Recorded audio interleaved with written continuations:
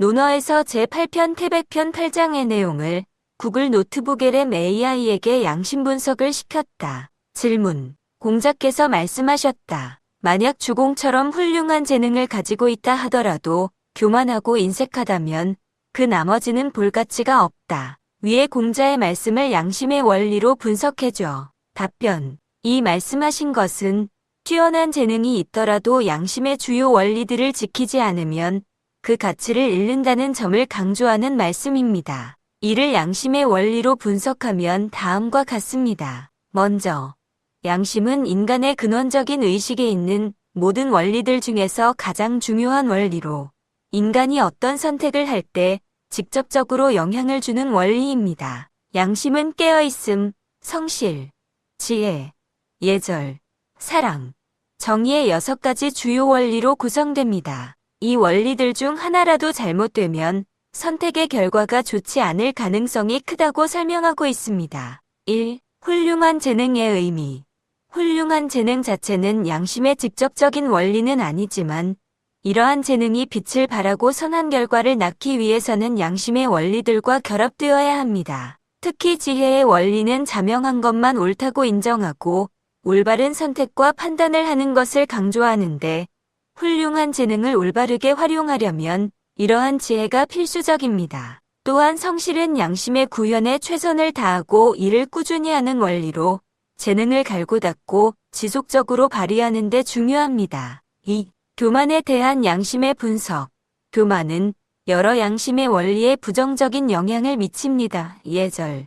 교만은 예절의 핵심인 겸손과 정반대되는 태도입니다. 예절은 진실을 수용하고 매사에 겸손하며 주위 사람들과의 조화를 유지하고 소통하는 원리입니다. 겸손해야 새로운 것을 배우고 자신의 주장만을 하지 않습니다. 교만한 사람은 자신의 주장만 내세우고 타인의 의견을 수용하지 않아 소통을 불가능하게 하며 이는 인간관계나 사회 시스템 확장을 어렵게 합니다. 깨어있음. 교만은 깨어있음의 중요한 요소인 평정심을 해칠 수 있습니다. 깨어있음은 대상 없는 의식에 접속하여 생각, 감정, 오감의 영향을 적게 받아 초연함과 평정심을 유지하는 것인데 교만은 이러한 평정심을 방해합니다. 부처는 교만이나 고민이 끊어진 사람은 신들도 부러워한다고 하여 교만 없는 상태를 긍정적으로 보았습니다. 또한 노여움을 버리고 교만을 버리며 모든 속박을 뛰어넘어라고 가르쳐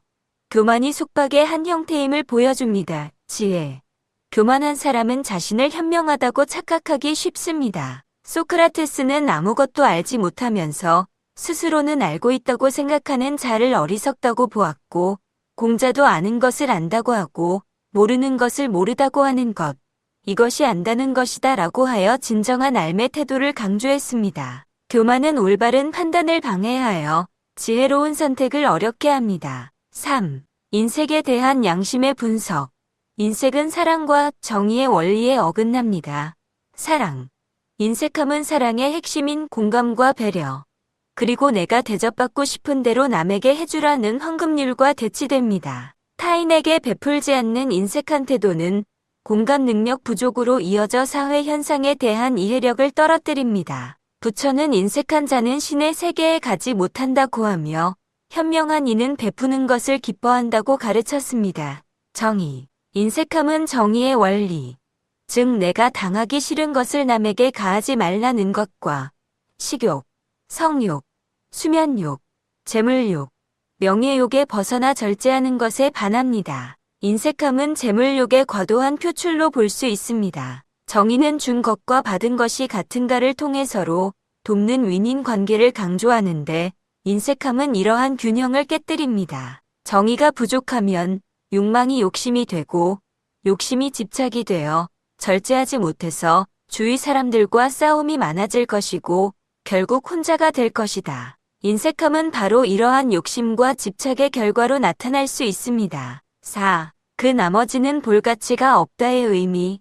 이 구절은 아무리 뛰어난 재능이 있더라도 양심의 근본 원리인 예절, 깨어있음, 지혜, 사랑, 정의가 결여되면 그 모든 것이 무의미해진다는 양심 분석의 핵심 메시지를 담고 있습니다. 양심의 주요 원리 중 단 하나라도 제대로 지켜지지 않으면 일의 결과가 나쁠 가능성이 크고 심지어는 실패할 가능성이 높다고 설명합니다. 설령 운 좋게 성공하더라도 많은 부작용이 따를 것이며 이를 해결하는데 더 많은 시간과 자원이 낭비될 수 있습니다. 따라서 공자의 말씀은 개인의 역량이나 재능보다 양심을 기반으로 한 인격적 덕목이 선행되어야 하며 그렇지 않으면 그 모든 것이 제대로 된 가치를 발휘할 수 없다는 점을 양심의 원리를 통해 명확히 보여줍니다.